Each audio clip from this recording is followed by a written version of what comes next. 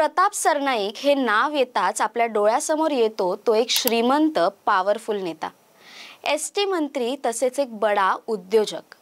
करोडोंच्या गाड्या, लाखोंची घड्याळं, अंगावर ब्रँडेड कपडे आणि आजूबाजूला सुरक्षा रक्षकांचा ताफा। हे आहेत आमचे मंत्री शेठ।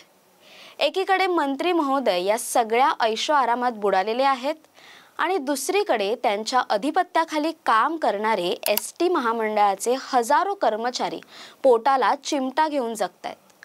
आज त्यांच्या घरी गॅसचा सिलेंडर भरायचा की मुलांच्या शाळेची फी द्यायची हा प्रश्न पडतोय, कारण मार्च महिन्याचा पगार फक्त 56% मिळणार असल्याचं स्पष्ट झालं होतं। सुरक्षा रक्षकांना तर फक्त 50%, म्हणजे अर्धा पगार आणि पूर्ण जबाबदारी। महामंडळाच्या कर्मचाऱ्यांचे वेतन भागवण्यासाठी दर महिन्याला सुमारे 460 कोटी रुपयांची आवश्यकता असते, परंतु राज्य सरकारकडून मिळणारा निधी फक्त 272 कोटी।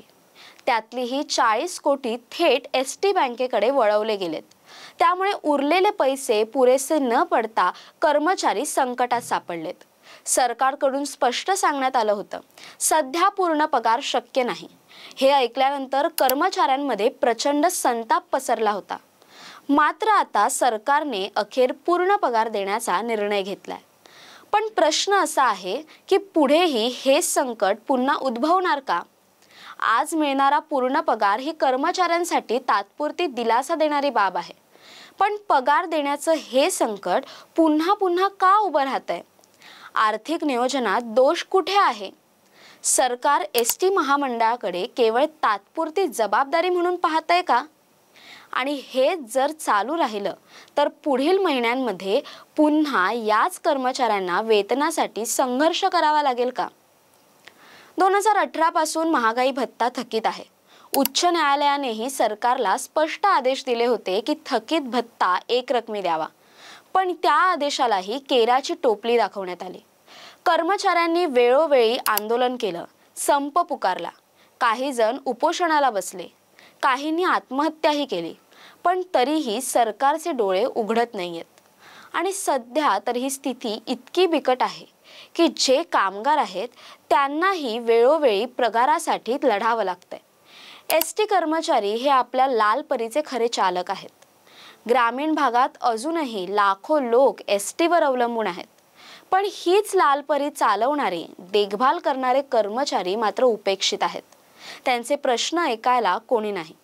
घर खर्च, बँकेचे हफ्ते, मुलाबाळांचं शिक्षण या सगळ्या गरजांमध्ये कसोटीने तग धरून काम करणारे हे कर्मचारी सरकारकडून न्यायाच्या प्रतीक्षेत आहेत। सरकार म्हणतंय पैसे नाहीत, पण मंत्र्यांसाठी 1 कोटींची आयपॅड खरेदी करणं शक्य आहे। राज्यात ई-कॅबिनेट सुरू करण्याची योजना आहे।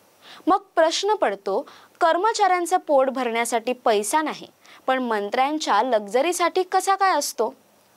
विरोधकांनीही सरकारवर निशाणा साधलाय। त्यांनी स्पष्टपणे विचारलंय, एसटीने भाडेवाढ केली, उत्पन्न वाढवलं, तरी पगार का नाही? दररोज सुमारे 22 कोटी रुपये कमावणाऱ्या एसटीचं उत्पन्न महिन्याला सुमारे 700 कोटींच्या आसपास आहे, तरीही कर्मचाऱ्यांना वेळेवर पगार नाही, भत्ते नाहीत, सवलतींची भरपाई नाही। उलट सरकारकडून केवळ टाळाटाळ आणि दिशाभूल हाच सरकारचा खरा चेहरा आहे। कर्मचाऱ्यांनी आता इशारा दिलाय, पुढच्या महिन्यातही पगारात कपात झाली तर आम्ही काम बंद आंदोलन करू। राज्यभरातून संतप्त प्रतिक्रिया उमटत आहेत। सोशल मीडियावर हजारो कर्मचारी आपल्या वेदना मांडत आहेत। एसटी साठी झटणारे, रक्त आटवणारे हे कर्मचारी जर उद्या संपावर गेले तर एसटी महामंडळ ठप्प होईल आणि त्याची जबाबदारी सरकारवर असेल। एक मंत्री शेठ म्हणून गल्ल्या फिरतो आणि कर्मचारी मात्र भीक मागतात। ही स्थिती लाजिरवाणी आहे। प्रश्न पगाराचा नाही, प्रश्न अस्मितेचा आहे आणि ही अस्मिता आता रस्त्यावर उतरली आहे। सरकारला निवेदनं, आंदोलनं, कोर्टाचे आदेश यांचं भान राहिलं नसेल तर ही लढाई आणखी तीव्र होणार आहे। शेवटी मंत्री कितीही श्रीमंत असले पण कर्मचाऱ्यांशिवाय एसटीचं चाक फिरत नाही, हे सरकारने लक्षात ठेवावं। कारण शेठ कितीही मोठा असला तरी रथ तोच ओढतो जो रस्त्यावर घाम गाळतो। आज सरकारने पगाराचा निर्णय घेतलाय, ही केवळ पहिली पायरी आहे। पुढे जेव्हा एसटी महामंडळाच्या आर्थिक घडीला बळकटी दिली जाईल तेव्हाच या कर्मचाऱ्यांचं भविष्य सुरक्षित होईल. अन्यथा दर महिन्याला हे संकट उभं राहत राहील आणि शेठ सुखात तर कर्मचारी संघर्षात राहतील. याबद्दल तुमचं मत काय आहे हे आम्हाला कमेंट्स करून नक्की सांगा. व्हिडिओ आवडल्यास लाईक, कमेंट आणि शेअर करा.